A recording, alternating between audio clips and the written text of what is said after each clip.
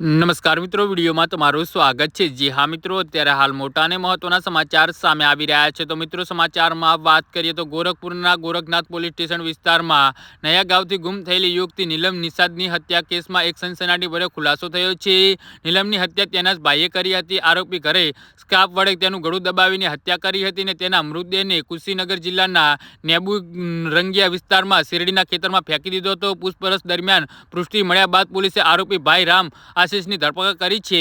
જી હા મિત્રો, અત્યારે હાલ મોટા અને મહત્વના સમાચાર સામે આવી રહ્યા છે। તો મિત્રો, સમાચારમાં વધુ વિગતવાર વાત કરીએ તો આજના નિર્દેશ પર 29 ઓક્ટોબરના બુધવારની મોડી રાત્રે કુશીનગર જિલ્લાના કંપાતગંજમાંથી નીલમનો મૃતદેહ મળી આવ્યો હતો। તેના માથા, ચહેરા, હાથ, પગ અને શરીરના અન્ય ભાગો પર ઊંડા ઘા મળી આવ્યા હતા।